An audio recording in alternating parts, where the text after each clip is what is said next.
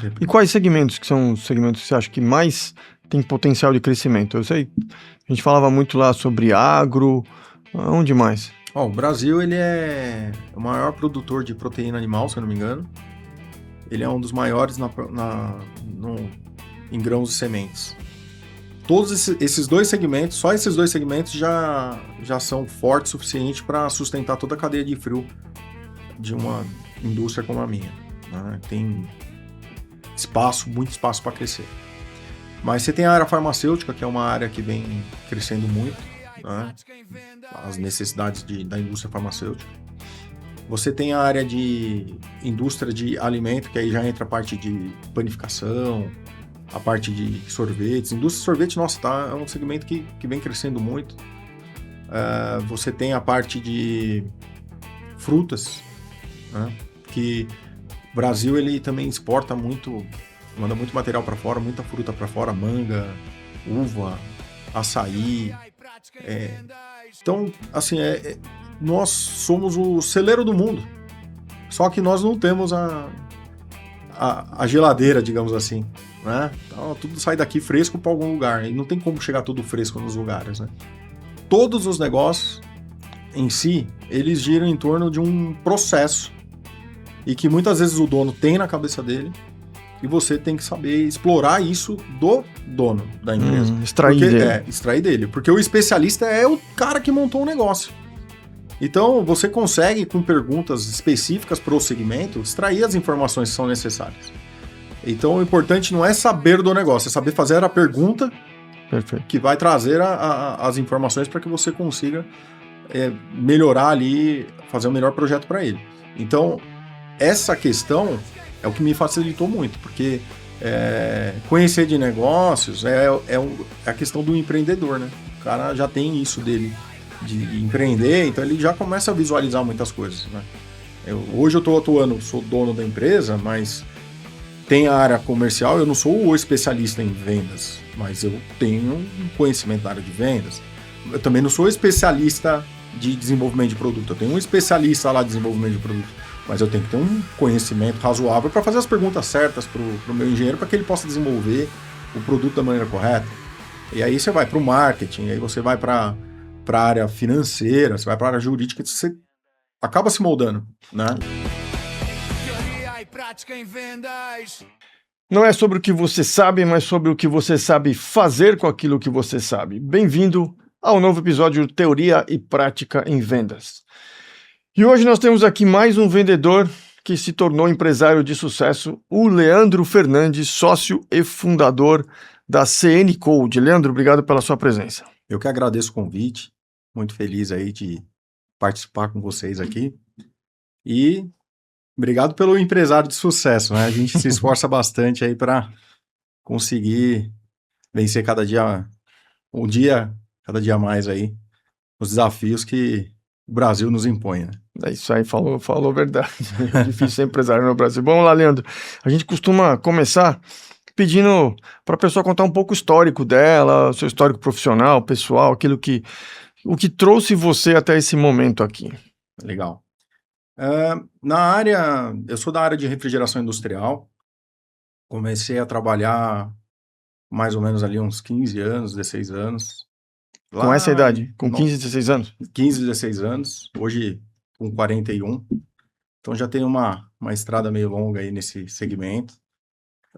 Vim da área técnica. Então, minha carreira, ela veio desde ajudante de manutenção e passei pelos processos de crescimento, fui me engajando mais na área, me aprofundando na área técnica. E aí, depois, numa oportunidade, acabei caindo na área de vendas, né?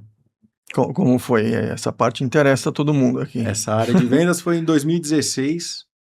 Eu entrei no segmento... na verdade, quando a gente é técnico e acaba atuando, dando suporte para o cliente final, você acaba sendo um vendedor ali no campo, porque você acaba entregando soluções ali para um desafio que é imposto ali. Interagindo muito com o cliente também, né? Final, Então você era um técnico de campo. De campo. Então você estava sempre nos clientes. Já era meio vendedor já. Né? Já era meio que um vendedor, né? Só que não estava ali carimbado oficialmente. E aí um gerente numa oportunidade, falou, meu, você desenrola bem e tal, vou pôr um terno em você e você vai virar vendedor. Ele falou brincando pra mim. E aquilo marcou, né? Ficou marcado na minha cabeça. Falei, não, pô, é uma área interessante. Você já Aí, tinha vontade de ser vendedor antes? cara, eu sempre me comuniquei bem. Então, assim, não tinha identificado essa vocação de ser vendedor, né?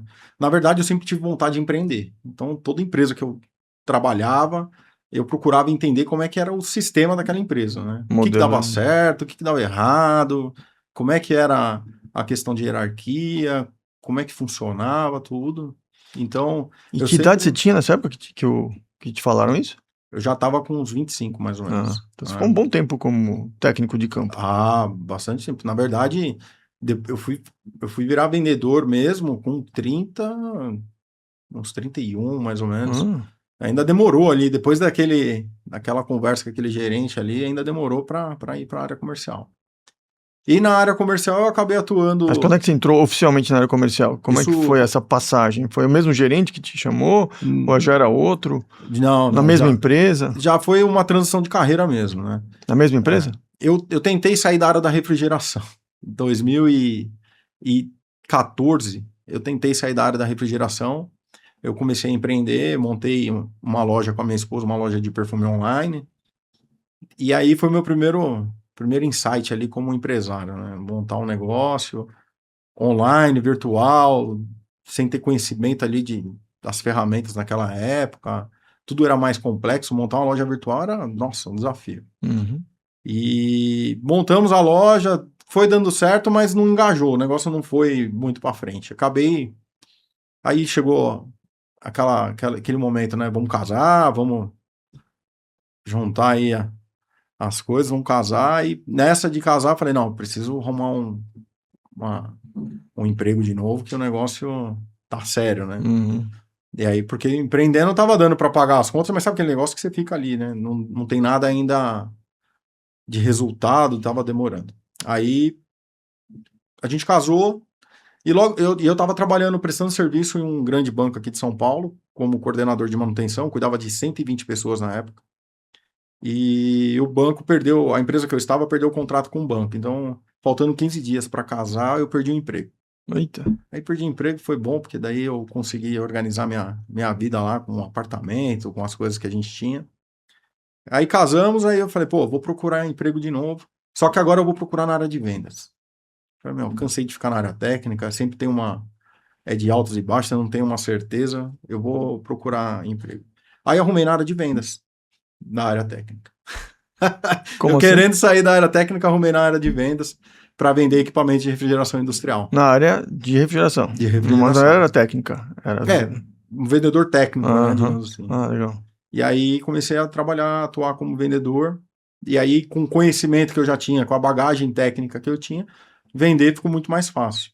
Era uma empresa do mesmo segmento da Cenicode. Do mesmo segmento. Explica um pouquinho da Cenicode para o pessoal saber.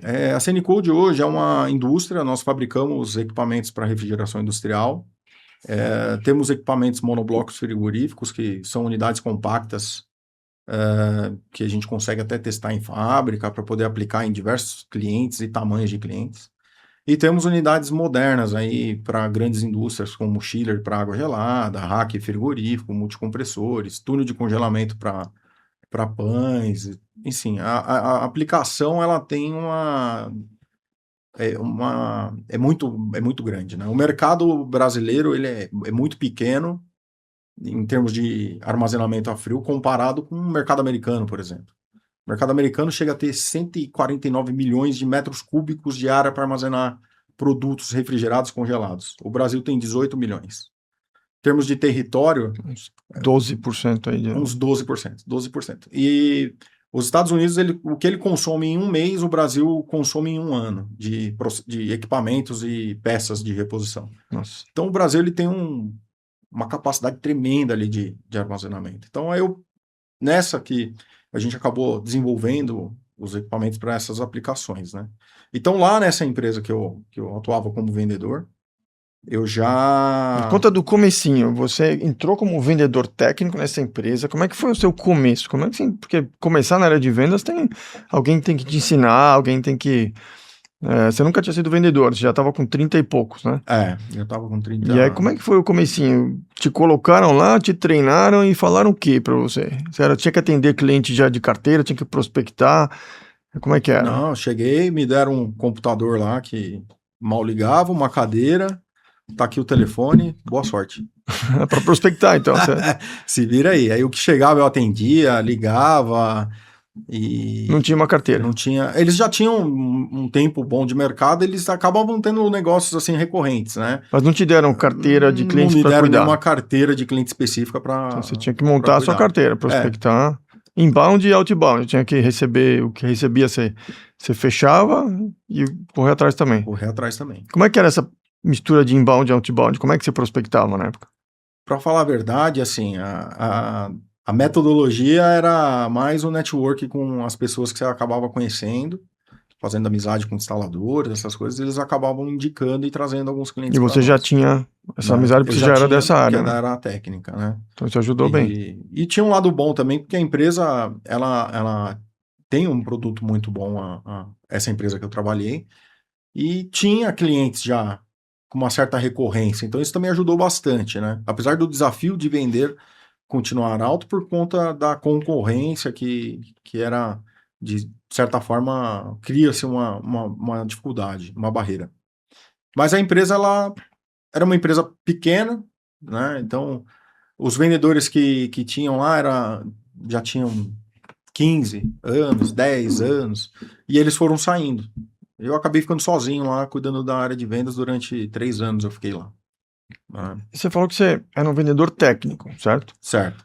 Por que você disse que era técnico? Precisava ser muito técnico? E outra pergunta, assim, que até fizemos essa pergunta aqui para um convidado nosso. Ele tem uma posição que eu tenho outra. Uhum. O que é mais fácil? Pegar um técnico e transformar em vendedor? Ou pegar um vendedor e transformar ele num vendedor técnico?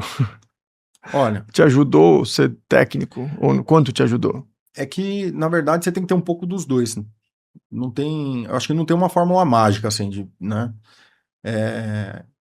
Para mim, um vendedor, ele consegue vender qualquer coisa desde que ele procure entender o que ele está vendendo. Se o produto é mais complexo, eu tenho que ser mais técnico. Se o produto é mais simples, você vai conseguir vender. Então, não existe aquela máxima que todo mundo fala que vendedor vende qualquer coisa. Não, o vendedor só vende o que ele entende que ele compra. Se ele comprar, ele vende. Fácil assim. Então, quando eu entrei na empresa, eu consegui entender a dinâmica do produto rápido. Então, um vendedor técnico no meu segmento, ele tem essa facilidade de entendimento dos componentes que vai ajudar ele numa hora mais difícil ali que o cliente perguntar, ele vai saber dar uma resposta com mais segurança. Isso vai fazer com que o cliente acredite mais no produto e no vendedor, que vai fazer a frente ali da empresa. Que entende do que está vendendo. Eu conheço a CN Code. Uhum. Quando você diz vendedor técnico, quer dizer, você fazia também o projeto, dava uma espécie de uma consultoria para ele de como montar a câmara frigorífica dele. O quão técnico era a venda, assim? Que tipo de ação técnica você tinha? Perfeito. A venda, a gente fala que a venda é técnica porque quando chegamos no cliente, o cliente chega para nós, ele chega com uma necessidade, mas às vezes não é a realidade. Então, ele quer uma câmera para armazenar um produto e às vezes ele põe uma medida lá que fala assim, eu quero uma câmera de 3x3, eu quero colocar 40 toneladas lá dentro. Aí não cabe, não tem, né? Então, o vendedor, ele precisa ter esse entendimento para poder conseguir ir mais a fundo na conversa com o cliente e às vezes entender do negócio do nosso cliente. Não é porque eu não sou dono de empresas de panificação que eu não vou ter que entender o processo de panificação para poder oferecer o melhor produto para ele. Então, a diferença de um vendedor, do nosso vendedor técnico, no caso, é que ele tem que dar uma venda consultiva.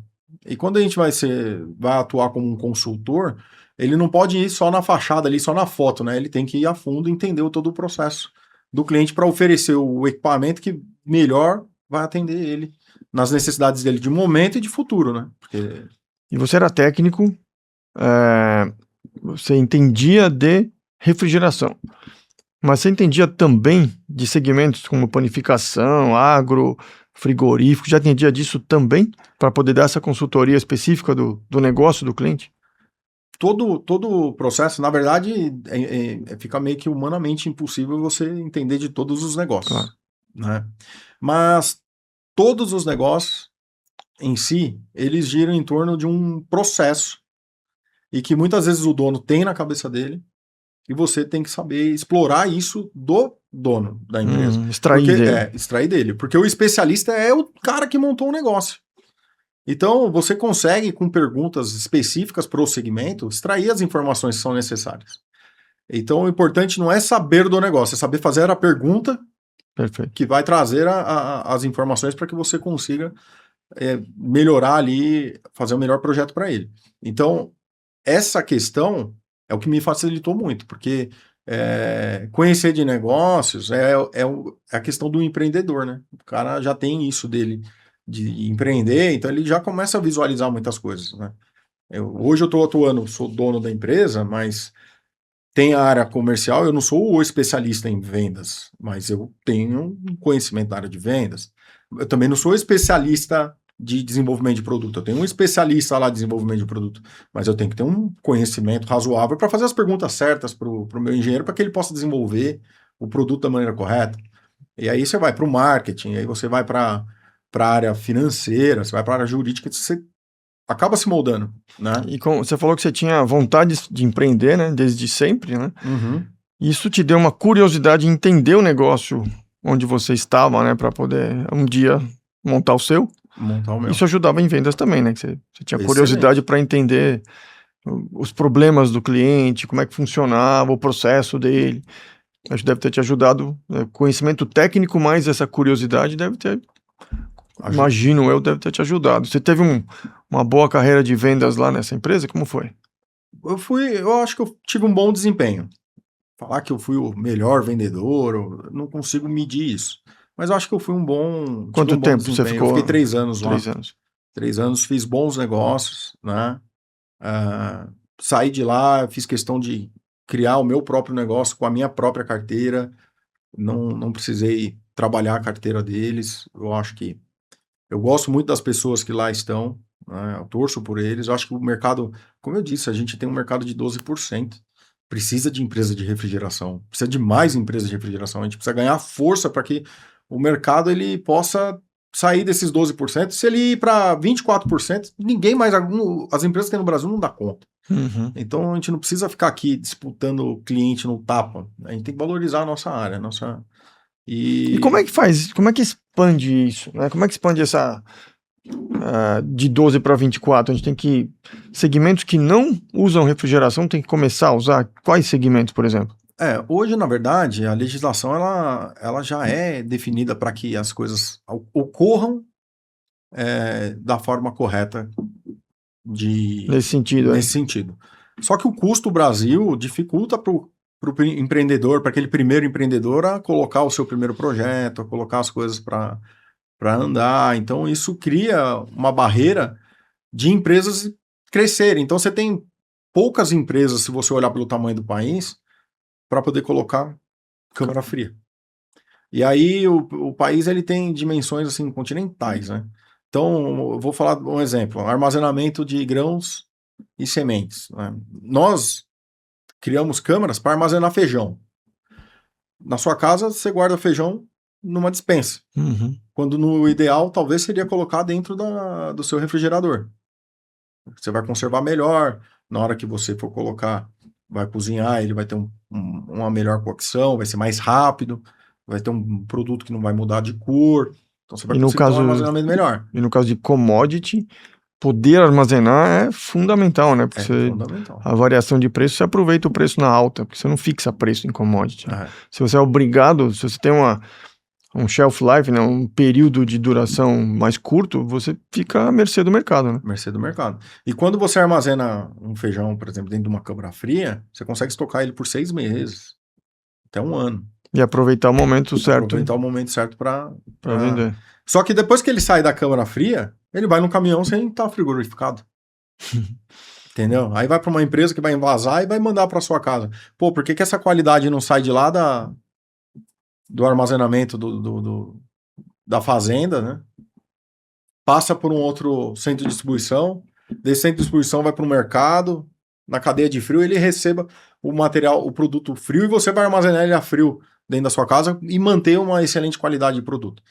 É isso que falta, esse tipo de política e de educação para que Mas você falou essa que a cadeia de legislação frio, favorecia isso. a legislação para algumas áreas, tem o MAPA, tem a Anvisa, tem diversos setores que têm uma exigência grande. Mas também, do mesmo jeito que tem exigência, tem muita burocracia que a gente precisa vencer. E aí entra a fiscalização, entra o prazo para se tirar um documento, para conseguir uma licença. E tudo isso, o cara quer empreender, precisa girar, o negócio dele precisa sair da inércia.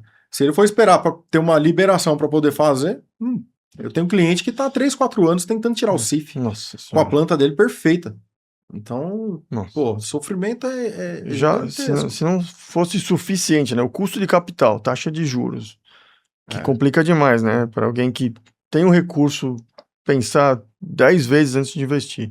E quem não tem um recurso, pensar 1000 vezes em conseguir o crédito para isso, né? Uhum. Ainda tem a burocracia.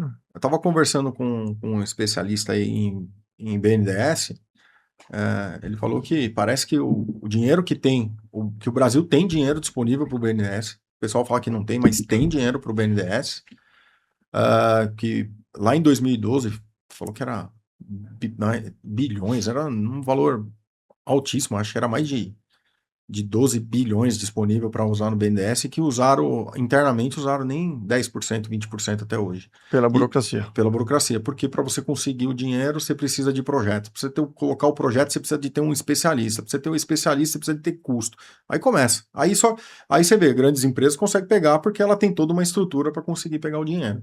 Aí o pequeno e médio empreendedor, ele vai lá no Banco do Brasil tentar pegar o BNDES. Aí ele sofre com um monte de barreira até ele conseguir. Alguns conseguem, mas aí ele vai depender de ter a sorte de ter alguém lá que consiga orientar ele da melhor maneira possível. E é totalmente contra a missão do Banco Nacional de Desenvolvimento, né? Que é ajudar o menor ali, né? Ajudar o menor. Então, não é porque o grande tem um benefício.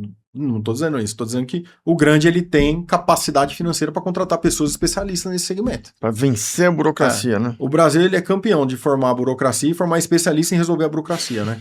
Aí você tem que contratar o especialista da burocracia. E aí esse cara não é barato. É o famoso cria o problema para vender a solução. Vender a solução. Então, as coisas deveriam ser mais fáceis, né? Mas é o desafio de ser brasileiro e você acha então que se conseguir. destravar um pouco essa máquina burocrática e o custo do dinheiro, a gente consegue dobrar o mercado de refrigeração? Sim, hoje é um mercado de quase 5 bilhões por ano que movimenta a economia. E se tivesse um crédito acessível, e é um mercado de baixíssima inadimplência, né? Eu empreendo na área, tive o ano passado, em termos de inadimplência, foi um número ridículo, foi abaixo de 1%. Né? No faturamento para cima de 15 milhões ali, abaixo de 1% não é quase nada. Então, é um mercado que as pessoas investem querendo crescer, querendo melhorar, as pessoas reinvestem, mas precisa de ajuda, porque o crédito tem que estar melhor. Precisa de crédito melhor. Né? E se melhorar, dobra de tamanho, fácil. Porque necessidade temos, espaço temos, entendeu? É o que eu falei, o cara produz lá, armazena frio. Tem lugar no Nordeste, por exemplo, que é difícil chegar com carne. Né? Que aí você vai ver a economia gira em torno de frango. Porque não tem pasto perto. Não tem lugar de pastagem. Aí você vai levar um animal, vai abater um animal, você tem um tempo de deslocamento com aquele animal, com aquele produto. Aí você tem uma estrutura ruim de transporte. Aí esse tempo é longo. Aí a carne chega cara nessas regiões.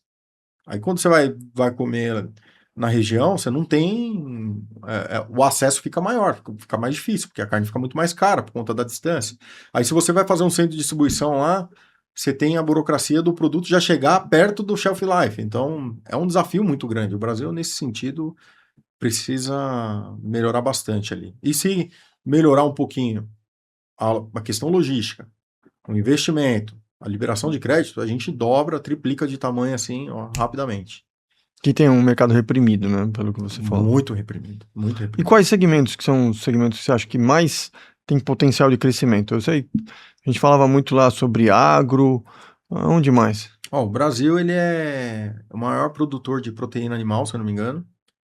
Ele é um dos maiores em grãos e sementes. Todos esses dois segmentos, só esses dois segmentos já são fortes o suficiente para sustentar toda a cadeia de frio de uma indústria como a minha, né? Tem muito espaço para crescer.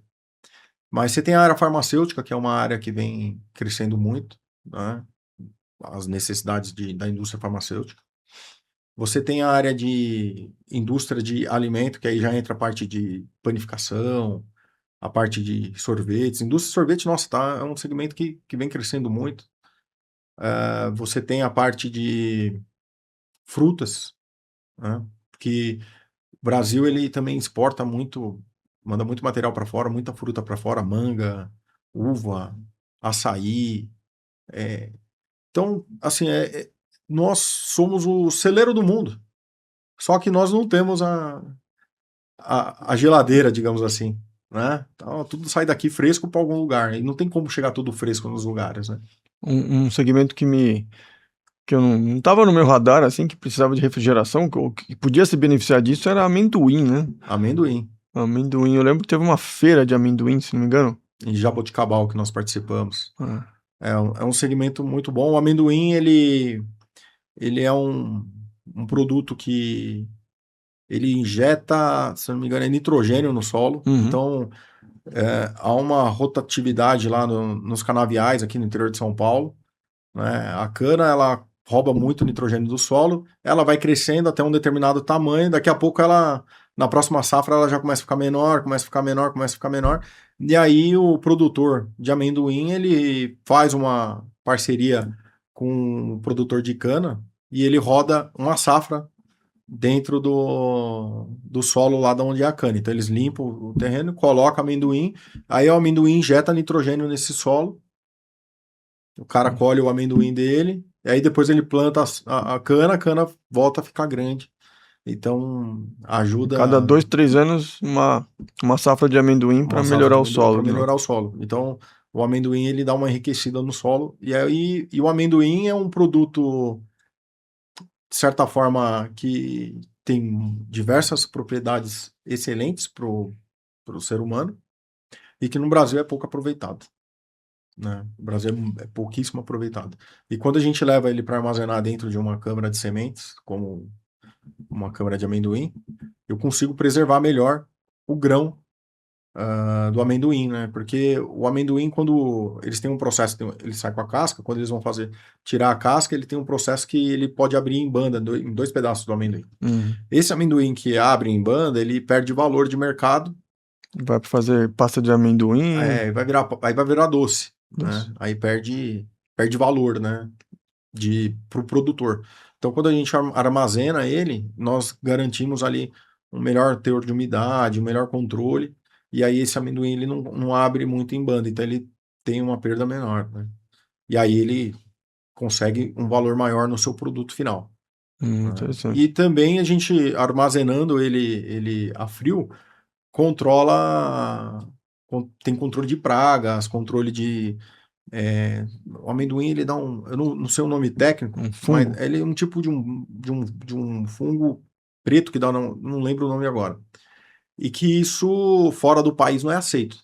Não aceita de nenhum, que pode até contaminar o solo de outros produtores de amendoim. Então tem uma regra, é muito rigoroso o controle disso. E a câmara de armazenamento para amendoim, a gente consegue fazer esse controle, evitar que isso provoque uma praga, né? Que já vem do solo no amendoim, só que lá a gente consegue controlar, não deixa ele crescer ali, né? Então isso é um benefício que o produtor rural tem. E esse segmento está crescendo para você? O segmento ele vem crescendo bastante, é um segmento que tem muita necessidade. Na Argentina eles têm, a produção de amendoim é alta, eles têm bastante amendoim armazenado a frio. E o Brasil, ele meio que está começando a olhar para o armazenamento a frio no amendoim. Né? Mas o amendoim tem um custo muito baixo ainda, né? Porque ainda não valorizaram o amendoim como um produto excelente. Por exemplo, você vê o pessoal de academia hoje usa muito amendoim, né? É termogênico, amendoim tem uma série de fatores que são importantes, né? E se difundir mais o uso do amendoim como matéria-prima para suplemento, para óleo, para diversas outras aplicações que ele tem, uma infinidade de aplicação, putz, a tendência é aumentar o consumo, aumentar o valor agregado e a gente também começa a vender mais para esse segmento. É um segmento que passou uma certa dificuldade aí no último ano por conta de safra, por conta de chuva, que interfere bastante na produção deles. Então, esse é um segmento que tem um potencial de crescimento para refrigeração bem grande. Bem Tem grande. algum outro no agro que você... O agro em si, cara, ele é um segmento que... Inteirinho, com Inteiro, potencial. porque a refrigeração para o agronegócio é relativamente nova. Começa no final de 98, que começaram a mexer com armazenamento de grãos e sementes. O Brasil é meio que pioneiro junto com a Embrapa em trabalhar com a melhoria genética de grãos e a câmara fria ela faz parte desse processo de armazenamento que melhora a germinação e tudo mais. Então toda essa técnica, por isso que o Brasil também vem batendo recorde de safra, porque as sementes estão cada dia com mais tecnologia, mais qualidade, e a gente tem orgulho de fazer parte desse processo. Então tem muito espaço, mas tem muito espaço mesmo, né, de armazenamento. Só que falta uma atenção para crédito, investimento, burocracia para que o mercado possa atender. Tem concorrentes que são campeões aí no segmento de vender para esse tipo de cliente e acabaram sofrendo bastante aí nos últimos anos com problema também de safra, problema de custo, não fechava a conta ali do custo soja. O pessoal deu uma boa brecada nos investimentos. A tendência agora é de retomar, que parece que esse ano a safra está muito boa. E na CN Code, quais segmentos são os principais? Eu tenho a felicidade de dizer que a gente conseguiu, por ser uma empresa nova, a gente conseguiu tatear alguns segmentos. A gente não é muito focado e direcionada numa área específica. Então, a gente tem uma área de logística, nós atuamos muito bem, muito forte. A área de sorvetes, indústria de sorvetes, a gente tem uma boa participação. A parte de frigoríficos, temos uma boa participação. E temos uma participação razoável dentro da parte do agronegócio de grãos e sementes. Então, a gente está tentando diversificar bem para diluir um pouco o risco. E apesar de o uso no final ser commodity, né? A venda nossa não é commodity, a venda da CN Code não é commodity, certo? Correto. Então é um produto... Quais são os diferenciais? O que pesa, assim, para um cliente decidir qual... Se a CN Code ou algum concorrente, assim, quais são os fatores que pesam na decisão? Olha, Ou que fazem diferença para ele realmente, que ele deveria prestar atenção? o que o cliente ele tem que estar atento é entender bem a questão da qualidade do produto que está sendo ofertado, porque muitas vezes o que é barato não tem valor para poder compensar o que ele está comprando, né? Como é que se traduz a falta de qualidade? Um produto que dá muito manutenção, que por exemplo, tem uma durabilidade curta, tem o que que eu posso falar trocar. assim, o que eu procuro colocar para ser diferente no mercado, né? Eu coloco tudo de qualidade e de marcas que são conceituadas, que já estão no Brasil, que são marcas que o meu cliente pode ter uma facilidade de encontrar uma peça de reposição. Então eu trabalho com grandes marcas, né? São produtos de primeira linha. Investi muito em tecnologia, então a minha empresa hoje ela tem um laboratório de teste, acho que é um dos maiores do Brasil para testar equipamento de refrigeração modelo plug-in, por exemplo. Investi em softwares para fazer o dimensionamento do equipamento para garantir performance e qualidade. Então, a nossa engenharia, ela é uma engenharia bem técnica e eu costumo dizer que eu não sou montador de máquina. Eu sou projetista, nós projetamos o equipamento realmente. Então, é tudo calculado, tudo dimensionado, tudo testado, tudo validado e eu entrego aquela capacidade. E hoje o mercado ele tem uma dificuldade, o comprador ele tem uma dificuldade na leitura técnica de saber o que medir, né? Então, nós medimos quilocaloria a hora e o cliente quer medir HP, que muitos concorrentes utilizam uma referência elétrica para falar de capacidade de potência de máquina. De refrigeração. E aí, quando a gente está falando de refrigeração em quilocal, o cara está usando o HP elétrico. Tem HP de refrigeração, mas é pouco usual no Brasil. Aí o cara usa lá, minha máquina é de 5 HP e vai atender a sua necessidade. Não, ele precisa de ter uma empresa séria que faça o cálculo térmico daquela área onde ele vai armazenar o produto e que ele consiga ofertar o equipamento e garantir que aquele equipamento entregue aquela capacidade. O cliente precisa ser capaz de medir isso com alguma consultoria, Não só com uma consultoria, mas às vezes a própria proposta do que ele está recebendo, ela já vai ter todas essas informações ali claras e objetivas do que está sendo vendido. Né? Ele precisa ter as informações, ele precisa saber realmente o que ele está comprando. Muitas vezes o cara não sabe o que está comprando, né? Recebe lá um preço, fala que é uma câmera que vai entregar tal capacidade e o cara vai, compra e boa sorte, né? Então acho que... Isso tem muita importância com vendas, né? Vamos lá, exemplo. Suponha que tem um concorrente seu que manda uma proposta e não coloca nem quilocalorias por hora. É isso? Por hora. Isso. Quilocalorias por hora. Não coloca esse indicador, coloca HP. O seu vendedor tem que ser capaz de dar essa consultoria para o cliente. Falar, olha, isso aqui, imagino eu, né? Uhum. Isso aqui não vai te atender, esse indicador aqui, a unidade de medida não é a unidade correta. E traduzir isso para o cliente. O seu vendedor consegue fazer isso? Você consegue fazer isso? Nossos vendedores estão treinados para apresentar a nossa proposta. Eu procuro não ficar argumentando, gastando o meu precioso tempo falando do meu concorrente. Eu tenho que... Mas aí não é para desmerecer o concorrente, é para ajudar o cliente a fazer uma compra, uma boa compra. Olha, se você estiver comparando, compare isso dessa forma, para você fazer uma boa compra. Isso. Não para falar mal do concorrente. Mas aí quando a gente, nesse pouco tempo que nós temos com o cliente, a gente aproveita para apresentar a nossa proposta, que ela é muito bem elaborada e ela é muito técnica. Legal. Então, na própria explicação da proposta, o cliente ele já vai tendo esses insights. Entende? Porque aquela explicação da proposta é quase que um treinamento para o cliente. É uma aula ali para ele. Aula.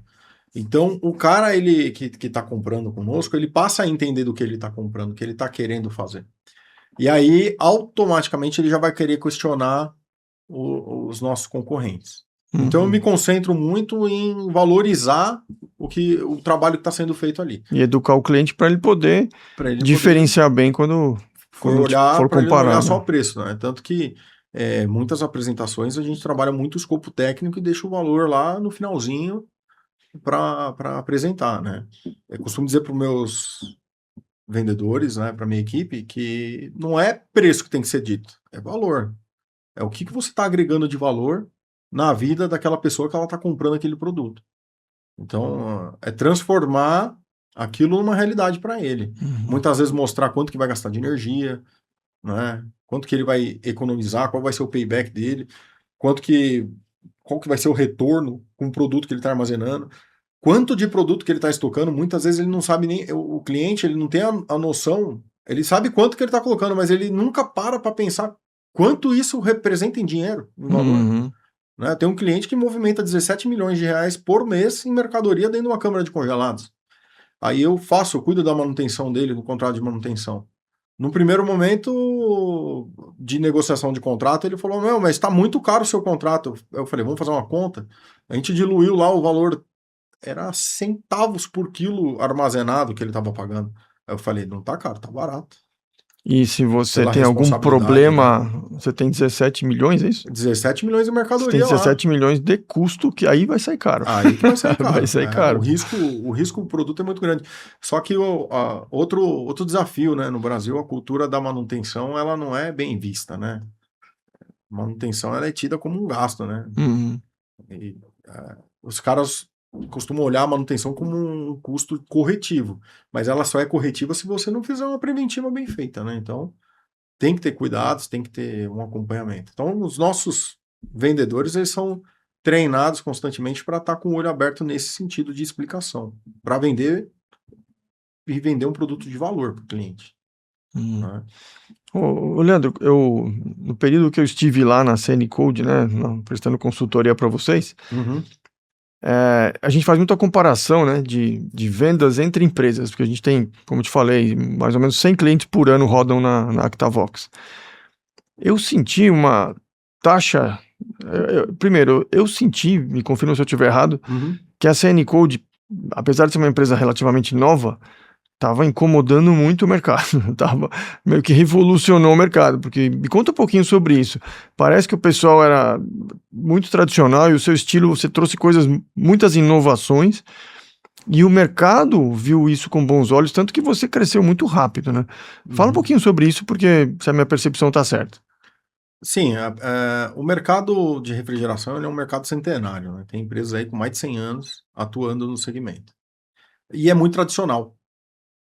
E quanto o HVAC, que a parte de ar-condicionado avançou muito, com sistemas inverter, com sistemas VRV, unidades com automação, por conta da residência que vendia luxo, Uhum. a refrigeração ela ficou naquele negócio ali mais, digamos assim, mais mecânico, né? E quando eu resolvi montar um negócio, montar a empresa para vender e fabricar equipamentos, eu procurei fazer um equipamento inteligente, porque a dificuldade hoje do mercado é a mão de obra. Então eu precisava de ter um equipamento que eu vou vender. O Brasil é um continente, eu vou vender lá para o norte do país. Eu preciso dar uma manutenção, eu preciso ter uma leitura aqui de São Paulo e entender o que está acontecendo com esse equipamento. Uhum. Então eu meio que me posicionei no mercado de uma forma de vender um produto, digamos assim, comparar com veículos hoje. Eu vendia um BYD com luxo da BYD, que se comparava lá, que a BYD contratou um cara da Mercedes e colocou todo o luxo da Mercedes dentro do BYD. E vendeu um carro com tecnologia com preço mais acessível. Não é o mais barato? Não é o mais barato. Mas entre os de luxo, talvez seja o mais barato.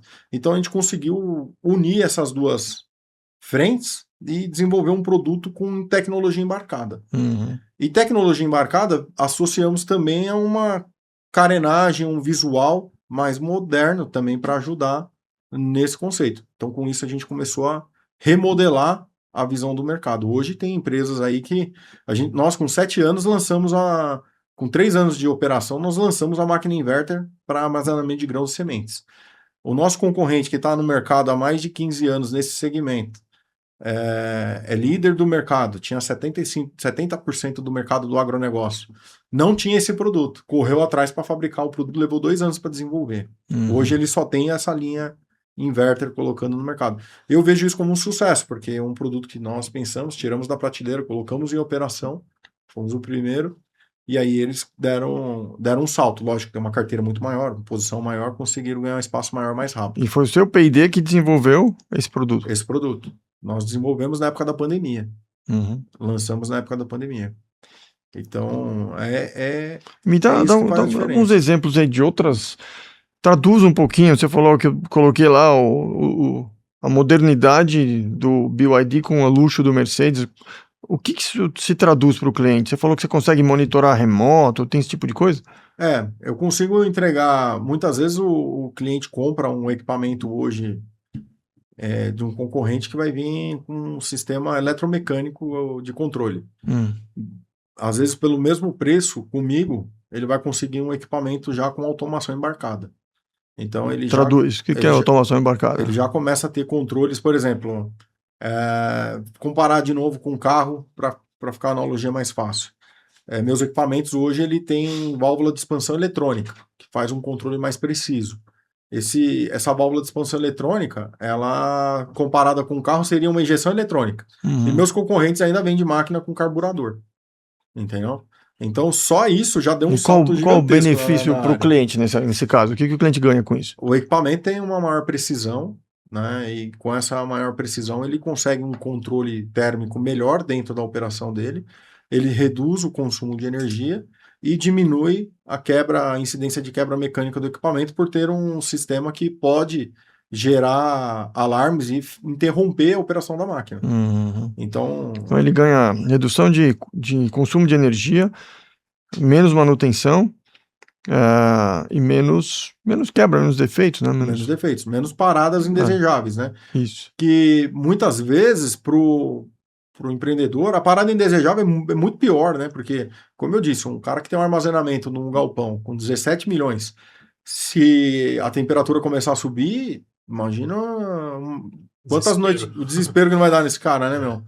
Então, a gente cria um método também de colocar uma redundância de equipamentos. Então, são equipamentos modulares, então tem uma facilidade de colocar mais de um equipamento dentro de uma câmara fria. Se um falhar, o outro entra. Se um falhar, o outro entra, ou trabalha os 4 em simultaneidade, por exemplo, se eu colocar 4 máquinas, e aí somados todos eles, eu tenho um percentual maior de sobra de carga. Se uma máquina parar, não vai interromper a operação, você consegue fazer uma manutenção com mais tranquilidade. O avião voando, falhou um motor, ele ainda consegue terminar a viagem e pousar. E pousar, exatamente, nessa linha. Então, ele tem uma segurança maior ali.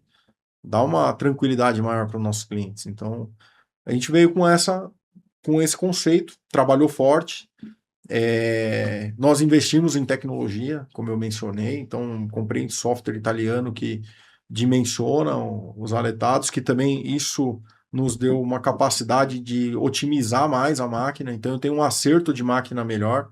É igual carro turbo, né? Se não acertar o câmbio, não acertar o motor com a turbina, você não tem carro, não adianta. Vai quebrar, vai estourar e vai dar problema. Agora, se tiver tudo certinho, putz, vai longe. Então, você acaba tendo um rendimento maior. Então, a gente conseguiu melhorar a eficiência dos equipamentos e otimizar. Então, eu acho que o grande diferencial da Cenicode foi investir em capital humano, em capital tecnológico, para desenvolver um produto já com excelência no mercado, para não começar pequeno. Já começamos olhando e falando assim, ó, já que é para fazer, vamos fazer bem feito. Uhum. E o mercado percebeu dessa forma, tanto que você cresceu... Quantos anos tem a Cenicode? Vamos fazer 8 anos agora em novembro. Comparado com as centenárias, é um bebezinho. Um bebezinho. E hoje eu tô eu acho que do mesmo modelo de negócio, eu devo estar entre as 3 maiores já. 3, 4 maiores aí. Em pouco tempo. Parabéns aí. E começou não como vendedor, começou como técnico. E fala um pouquinho do desafio de vendas, né? Quando você trabalhava como vendedor mesmo, como é que você aprendeu a ser vendedor? Na prática, foi na raça, fez algum curso, alguém te ensinou, seu gestor fazia uma mentoria para você, ferramenta que você usava? Quais eram os desafios seus em vendas até o momento? E fala um pouquinho também do momento que você decidiu que ia virar empresário. Certo.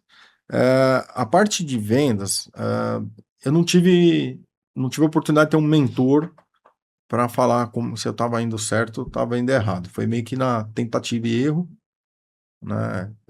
Eu só via que eu li um livro uma vez, Quem Vende Enriquece. Aquilo ali ficou na minha cabeça. Eu falei, eu vou seguir essa trilha aí. Só o título do livro já te motivou, né? Já motivou, né? Então, mas eu tenho um negócio que eu tive sempre aquela paixão de resolver problemas. Não é pelo dinheiro, mas é sim pela satisfação de resolver um problema que uma pessoa tem. Eu acho que vale muito mais do que o dinheiro. O dinheiro é a consequência daquele ato ali. E isso daí foi me dando uma motivação maior e foi sempre atendendo bem as pessoas, conversando, e eu acho que não precisou de ter Os treinamentos são importantes para você aprender a enxergar, a ter uma leitura corporal de uma reunião. Isso eu fui aprendendo, aprendi muito com você também, na consultoria que a gente teve a oportunidade de fazer. Mas eu não tive essa oportunidade lá na minha época de vendedor. Eu fui ter agora como empreendedor, né, essa oportunidade. Então lá como vendedor foi meio na raça. Mas eu acho que isso assim, a coisa mais importante que o vendedor tem que ter é identificar a necessidade do cliente e achar uma forma de resolver. Venda é basicamente isso, né? Se você tem essa vontade, esse desejo de resolver problema das pessoas, resolver problemas, você já é um bom vendedor naturalmente, né? Eu costumo dizer que fazer visitas e reuniões de vendas é a melhor do mundo, porque eu tava na outra ponta, né? Eu cuidava da área técnica, as reuniões quando você está cuidando de uma área técnica e você é chamado para uma reunião, a reunião nunca é agradável. Nunca é agradável, né? Sempre resolver um problema que aconteceu, que está gerando um estresse, né? a máquina do servidor lá do ar-condicionado parou e o servidor tá parando e é milhões que tá parado. Porra, você tem que correr, senão o negócio... E aí não é nada calmo. Agora, quando você vai participar de uma reunião comercial, que o cliente recebe, aí é cafezinho, bolachinha, conversa, né? Aí começa a falar do Fusca, e aí vai. Aí é muito mais fácil, aí é mais tranquilo. Então, eu acho que a coisa boa da venda é que o cliente ele tá precisando e você também. Então, tá todo mundo ali no mesmo caminho, né? Então você gostou de mudar para vendas? Ah, foi excelente, maravilhoso. Acho que a área que eu mais gosto hoje da minha empresa é a de vendas. Legal. E quais os desafios de vendas hoje para você? Olha, o desafio de venda, além do mercado, obviamente, né? Mas é colocar na cabeça dos vendedores que eles têm que se atualizar com as tecnologias. A inteligência artificial, por exemplo, ela veio para ficar e veio para ajudar. Então, o cara consegue encontrar melhor ali, entender as objeções do cliente, consegue tratar essas situações. Eu acho que o maior desafio hoje é transmitir para os meus vendedores que o mundo mudou e que a gente tem que mudar junto, a gente tem que evoluir. Então, acho que esse é o maior desafio. E eles têm que evoluir como?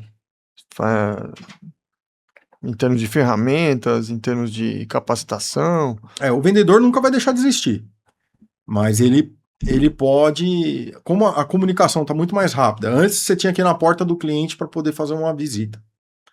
O cliente amava te receber com um catálogo, com um folder impresso. Hoje o cliente não quer te ver mais, ele quer um PDF. Olhe lá. E muitas vezes as reuniões são virtuais. Então, para você transmitir confiança e conhecimento numa reunião virtual de 20 minutos, sem estar presente, é um desafio grande. Mas o presencial é muito forte ainda, né? Olha, vou falar para você que depois da pandemia, isso mudou muito. Mudou muito. Mas mesmo a gente assim... fecha projetos hoje de 2, 3 milhões sem estar na cadeira, cara. Sem visitar? Sem visitar o cliente. Né? E assim, não é porque o cliente não quer receber, é porque ele também entendeu que o tempo dele é escasso. Porque o cara que tá muito... O meu tipo de cliente não é um cliente muito corporativo, tá? Não é um... eu não tenho muitos clientes como, um exemplo, uma JBS da vida que vai ter todo um processo, uma cadeia. Geralmente os decisores já falam comigo diretamente. Já tô lá no decisor final. Ou é o dono, filho do dono, ou é a pessoa de compra ali que... E essas pessoas, geralmente, elas estão correndo para tudo quanto é lado, resolvendo um monte de coisa. É difícil você marcar a agenda. Você ligar num cara um produtor rural, que está colhendo grãos lá na época da colheita, você não fala com o cara. Impossível. Você não consegue. Então, se você conseguir, é à noite ou é de manhã, né, de madrugada praticamente, e aí o cara consegue te dar um tempo, e esse tempo é preciosíssimo. Então, a tecnologia, ela ajudou muito nesse sentido, mas dificultou essa aproximação. E mesmo no investimento de milhões, eles fecham remotamente. Fecham remotamente. É um ou outro que acaba fazendo uma visita, indo conhecer a empresa e tudo mais. A gente nós convidamos muitos os clientes a fazerem visita. Nos oferecemos a fazer a visita, não tem custo adicional nenhum por isso. Mas às vezes o cara não está com tempo, né? O tempo é escasso. Né? E a dinâmica aumenta. E o lado legal é assim, a gente também ganhou uma certa credibilidade no mercado que facilitou também, né? Então, o nome da empresa, apesar de 7 anos para 8 anos no mercado, a gente foi ganhando espaço. Então, o nome da Cenicode já está mais conhecido. Então, facilita aí nesse ponto. Né? A marca já está forte o suficiente para não gerar dúvida, né? Para gerar confiança. Para gerar confiança. E o técnico e o vendedor, ele tem que usar as ferramentas que tem disponível hoje. Né? O mercado está muito competitivo, um mercado difícil, porque já tem poucos negócios. O dinheiro está escasso, a concorrência está forte. Então, o cara tem que estar mais eficiente ali no sentido de vendas para fazer cobertura de carteira, acompanhamento. Ele tem que ter o aliado dele ali, tem que ter uma inteligência artificial, tem que ter uma IA junto para poder ajudar. Como que a IA ajuda o pessoal lá? Ah, cara. Eu tive a felicidade de tentar desenvolver alguns sistemas com desenvolvedores. Aí bati muita cabeça com isso aí, gastei um bom dinheiro tentando contratar desenvolvedor. E nesse meio tempo, eu tenho um perfil assim de... Não consigo ficar só explicando, porque leva tempo. Então, lá atrás, quando eu montei uma loja de e-commerce lá, eu fiz a loja tudo num PowerPoint e entreguei pro cara desenvolver. Ó, tá aqui, eu quero isso. E aí, com isso também eu fiz para um sistema. Só que os sistemas não evoluíam. Eu comecei a usar a inteligência artificial para desenvolver os meus sistemas. Então, hoje eu já desenvolvi alguns sistemas para aplicar na empresa e que a gente consegue extrair informações do WhatsApp do vendedor. O vendedor, essa conversa do vendedor com o cliente cai dentro de uma IA, a IA faz uma análise, roda um DISC, vê o perfil psicológico ali daquela conversa, daquele momento, daquele cliente, e consegue dar insights para o vendedor estar respondendo à altura ali, aquele cliente, na forma que ele se comunica. E aí, com isso, a gente ganha muito mais assertividade nas comunicações, muito mais velocidade, e também usa a IA para, quando tem uma proposta de um concorrente, para olhar tecnicamente, fazer os comparativos com uma maior velocidade. Então, eu jogo a minha proposta num software que a gente desenvolveu com inteligência artificial, coloco o do concorrente junto e ele faz uma análise ali técnica, né, e mostra qual que é a nossa vantagem, qual que é a nossa desvantagem, o que a gente pode abordar, o que nós podemos melhorar na nossa proposta também, e assim a gente consegue ter mais informações.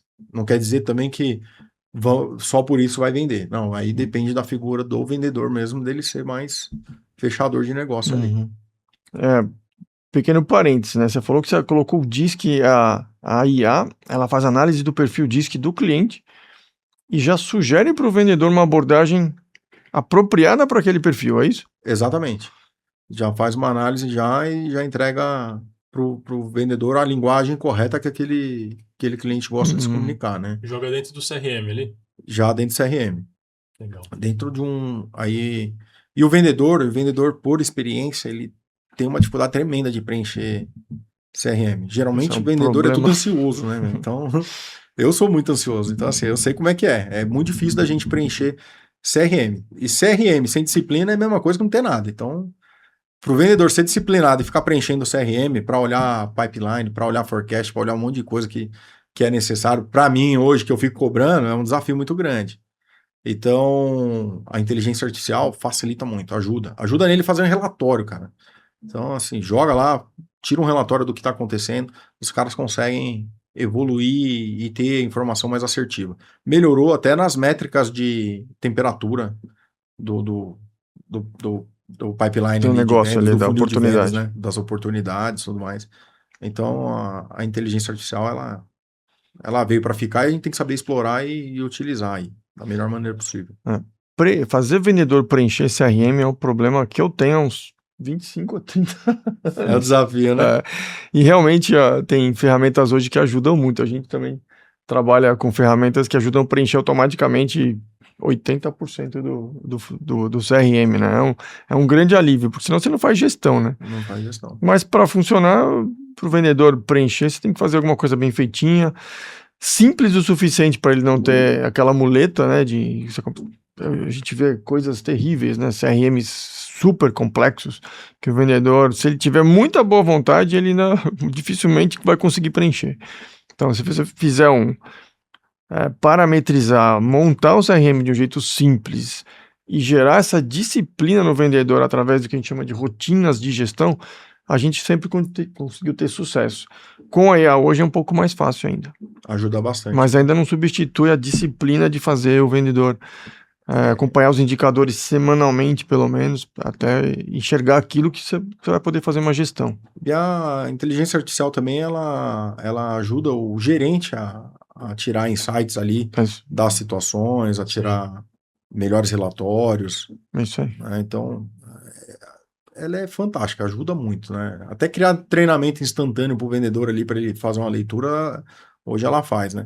A ferramenta que eu criei lá junto com o pessoal, a gente tem a análise do DISC da conversa do cliente, mas todas as conversas que o vendedor ele faz com diversos clientes, ela faz uma análise do DISC do vendedor. E também sugere alguns treinamentos para ele, dá uns insights assim de treinamento para que ele possa ir se aperfeiçoando mais, né? A gente acha interessante porque, coincidentemente, né, bom, a gente tem um treinamento de DISC para vendas, né? Que é muito importante para o vendedor saber identificar o perfil do cliente para fazer a venda apropriada para aquele tipo de cliente. Perfil do cliente, né? Uhum. A Sara está indo semana que vem fazer esse treinamento. A gente faz algumas vezes por ano treinamento de DISC para vendas. Aí eu fiquei pensando, né? Ele já dá o raio-x do cliente no DISC. Será que o vendedor sabe o porquê daquilo? Talvez possa seja útil. Vou dar o treinamento online para ele ajuda, fazer. É. Porque assim, a IA ela absorve uma imensa quantidade de informação, processa de um jeito muito rápido. Você treina ela, ela te entrega um insight, mas alguém ainda tem que ler e entender, né? E saber aplicar aquele insight, né? Essa parte, aí Essa o pessoal tem que estar bem tá capacitado, né? bem capacitado. Na verdade, a ferramenta ela surgiu também da consultoria da ActaVox para com a CNCode. Muitos insights de reuniões que a gente foi pegando, de melhorar processos, que a ActaVox, quando ela entrou na CNCode, ela pegou uma empresa que já tinha até uma pequena estrutura de CRM próprio lá, que a gente tinha desenvolvido, mas faltava para os vendedores fazer o que tinha que ser feito, preencher, né? Ter a disciplina de preencher e entender o momento de cada etapa. Então, essa necessidade e a minha ansiedade de fazer as coisas acontecer de forma mais rápida, surgiu essa ferramenta. Então, essa ferramenta ela já é uma sementinha ali da ActaVox dentro da CNCode, né? Em paralelo, nós temos também, para ajudar nessa questão do DISC, de entendimento, a CNCode ela tem desde 2024, nós temos um psicólogo dentro da empresa. Então, a gente disponibiliza toda segunda-feira, tem um psicólogo lá que dá um plantão psicológico, que ele dá toda uma assessoria psicológica para o time. E ele é um cara também que dá muito... Ele aplica o DISC nos funcionários. Então, ele também dá um direcionamento para cada um dos vendedores para saber qual que é o perfil dele, se ele é um cara mais... Autoconhecimento ali do perfil, né? Se ele é mais D, ISC e como que ele lida com isso, né? Os pontos fortes e fracos dele. Legal. Isso. E para os gestores também, né? Ter uma leitura de abordagem com cada tipo de vendedor, cada tipo de pessoa, para fazer um melhor feedback. Ter um feedback. psicólogo dentro da empresa ali. Acho que você já tinha visto, Victor? Eu não tinha visto, não. Eu tinha visto lá na CNCode. Semanalmente, ele vai uma vez por mês? Uma vez por semana, toda segunda-feira. Né? Isso, depois da pandemia, a gente adotou. Foi uma coisa que eu acho que foi um diferencial que a gente conseguiu. E conseguiu ter uma retenção maior de funcionário até por este motivo, né? Que legal. Acho que Boa é o que eu iniciativa. falo. A base para nós ali é a equipe, né? Sem eles a gente não tinha chego nos 7 anos, estamos indo para 8 anos e crescendo todo ano. É porque as pessoas têm um bom relacionamento com a empresa, né? Então acho que é o diferencial aí, que é legal. Leandro, já que você está falando de IA, eu sei, né? Porque eu presenciei. Fala um pouquinho dos seus desenvolvimentos próprios aí que você mesmo desenvolve com IA. Eu sei que você é um daqueles malucos que desenvolvem sozinho um monte de coisa aí. Eu imagino, só te cortando rapidinho, como é feliz para você que nos tempos atuais exista tecnologia que possa aliviar a sua ansiedade aí de colocar a mão na massa, né? Com autonomia. E antes você tinha que contratar desenvolvedor. E agora você tá lá, você e o computador, a ferramenta, Sim, fazendo. Para pessoas que não tenham paciência de passar para alguém, ver, ajustar, consertar, faz direto, né? Faz direto. Olha, eu vou falar para você que é uma maravilha, é uma maldição também, viu? Porque você fica extremamente viciado, né, naquilo, porque as ideias vão surgindo igual água em mina, né? Então vai brotando uma ideia atrás da outra e você vai fazendo e vai montando e vai montando. E tem horas que eu já cheguei a virar à noite e quando fui ver amanheceu e eu tô aqui desenvolvendo um sistema. E aí a inteligência artificial, assim, eu uso várias ferramentas para poder desenvolver os meus sistemas, que era a dificuldade que eu tinha, porque eu tinha ideia, mas não tinha técnica, né? E a minha dificuldade de parar para ficar aprender a programação, eu já sou ansioso, aí eu pego e falo, putz, eu vou levar uns 3 anos para poder aprender a programar. O pessoal fala 6 meses para aprender a programar. Não aprendi nada. Aí 3 anos pra você ficar mais ou menos pra conseguir fazer alguma coisa. Aí eu desisti e queria contratar alguém.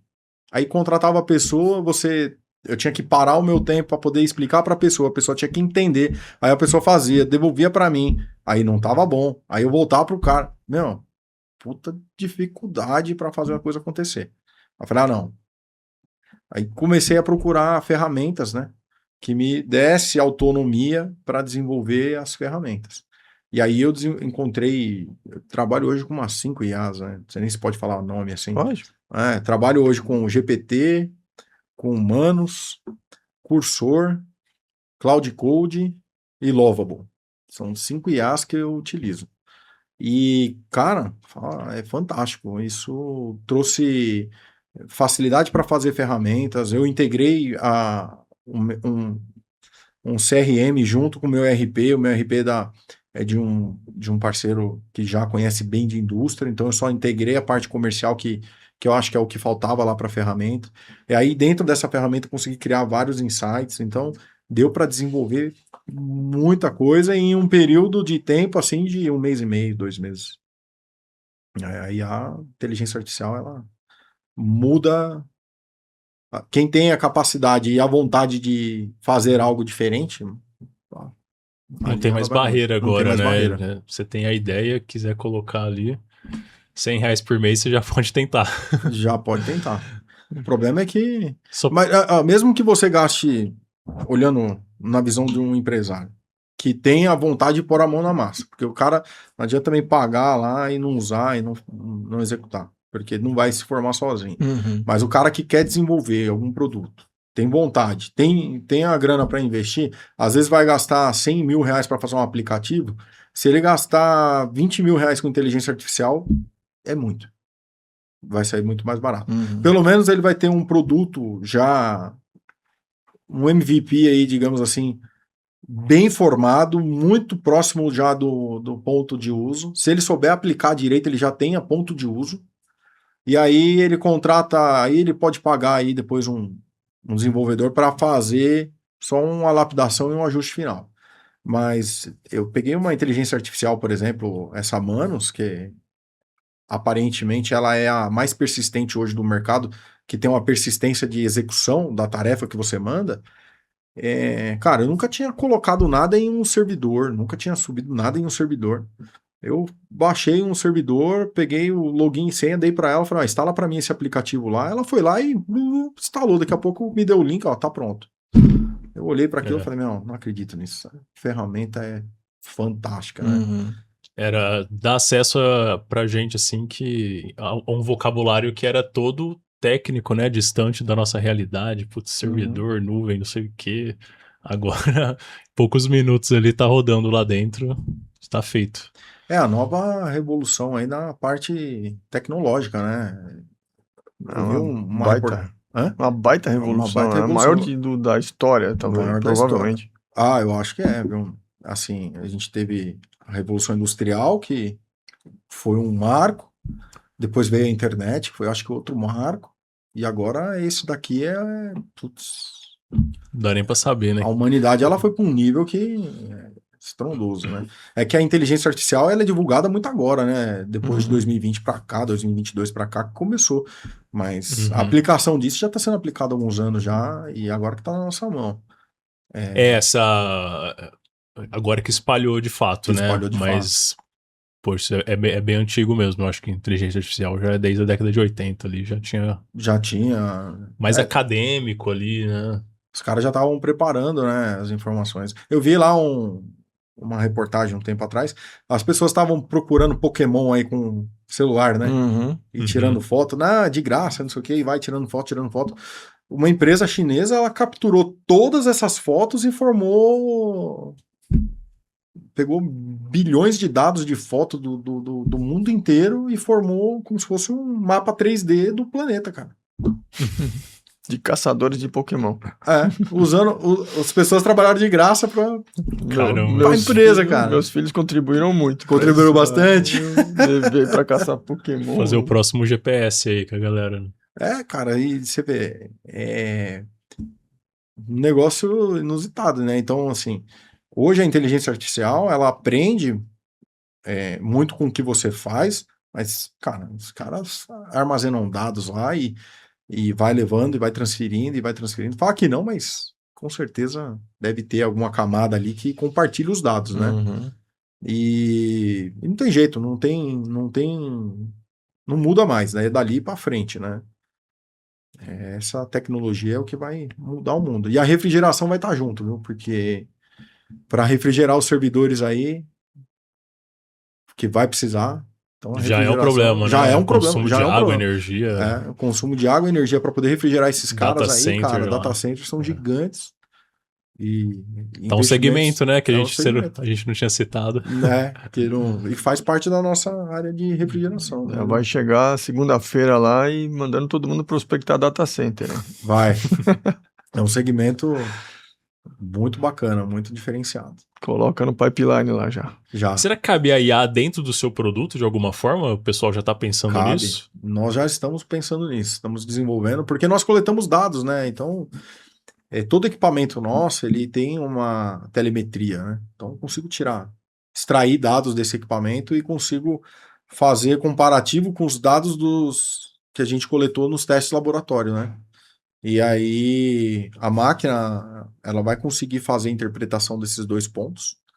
E aí, sendo treinada, ela consegue dar comandos para o equipamento ele atuar, mandando abrir uma válvula de expansão eletrônica, por exemplo, mandando fechar mais um pouquinho. Se tiver um inversor no compressor, ela diminui a frequência ou pode aumentar a frequência. E aí ela vai encontrando o equilíbrio térmico do equipamento, tirando a melhor performance dele.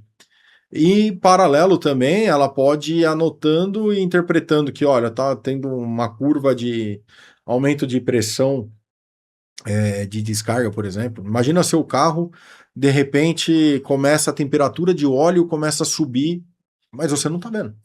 Tá ficando fora do normal. Temperatura externa igual, seu trajeto é igual, o pneu tá com a mesma calibragem, mas a temperatura do óleo está subindo. Então ele pode identificar algum desgaste anormal no motor, ou o óleo que já está precisando de trocar. Então a inteligência artificial ela pode te mandar uma informação, ó, atenção aí no óleo. Hoje o carro ele já vai te dar alguma informação relativa, mas de repente ela já pode olhar isso, já agendar com a empresa de óleo, já marcar uma visita para você lá e acessar sua agenda e fazer as marcações.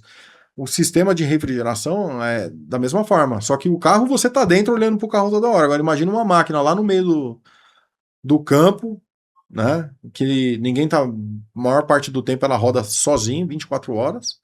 E aí eu tenho uma inteligência artificial rodando ali, acompanhando ela o processo inteiro, prevendo qualquer tipo de incidente, qualquer tipo de ação que possa danificar o equipamento e parar lá a lavoura, né? A parar o armazenamento no meio da lavoura. Então, Às vezes até tomar algumas decisões ali dentro, né? ela tomar decisões de, aciona alguém. Coisa mais essencial ali, né?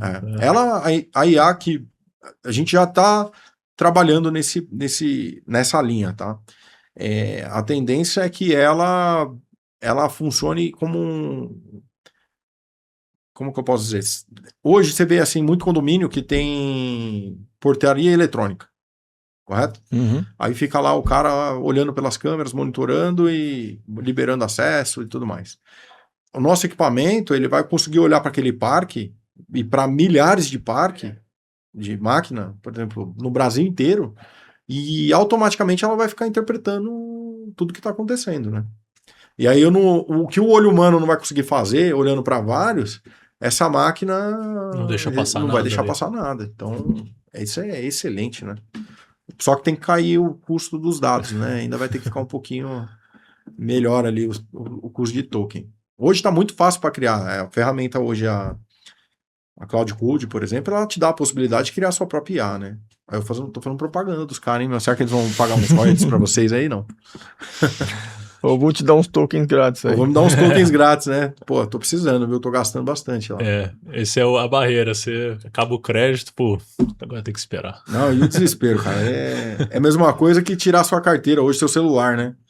Tirou o doce da criança. Vai, caramba, e agora? Não tenho mais o que fazer, eu vou arrumar alguma coisa para fazer. O negócio é viciante, cara. Mas é bom. Legal. Muito bom. Leandro, para finalizar aí, alguma mensagem você tem aí para o mercado e pro pessoal da área de vendas aí? Cara, o mercado, eu acho que o brasileiro precisa acreditar mais no país, acreditar aí que nós somos uma nação de pessoas inteligentes, pessoas esforçadas, pessoas que têm muita gana e vontade de mudar. Então, eu acho que se a gente acreditar nisso, né, a gente já consegue evoluir muita coisa. E para o pessoal da área de vendas, cara, se atualizem, entre na nova era tecnológica, porque vai ajudar muito, mas não perca o contato humano, porque esse não vai acabar, né? Então tem que ter a proximidade, tem que ter empatia, tem que ter o contato humano ainda, porque senão as pessoas também ficarem afastadas, né? Como eu falei lá, né? Minha empresa está fazendo vendas que não deveriam ser feitas sentado numa cadeira, né? Mas a gente tem que ter a oportunidade de estar mais próximo. Acho que os vendedores buscar isso, continuarem buscando isso com a tecnologia, eles vão vender muito mais e vão ganhar muito dinheiro. Marcelão? Acho que sem comentários adicionais. Agradeço aí, prazer imenso conhecê-lo. Muito obrigado pela participação, incrível o podcast de vocês. Fiquem muito à vontade, gostei bastante. Legal, obrigado. Até a próxima. Até a próxima. Valeu.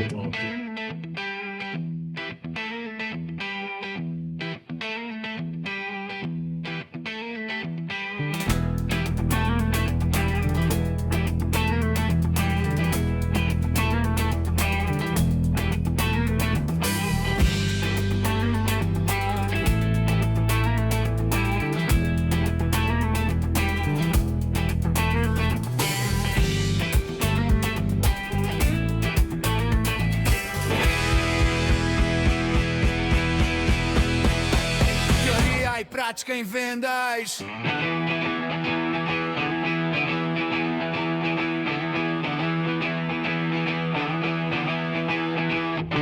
Teoria e prática em vendas.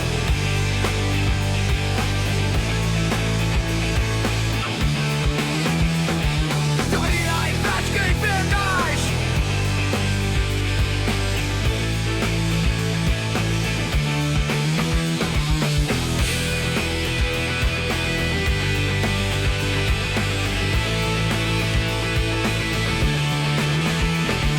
Teoria e prática em vendas.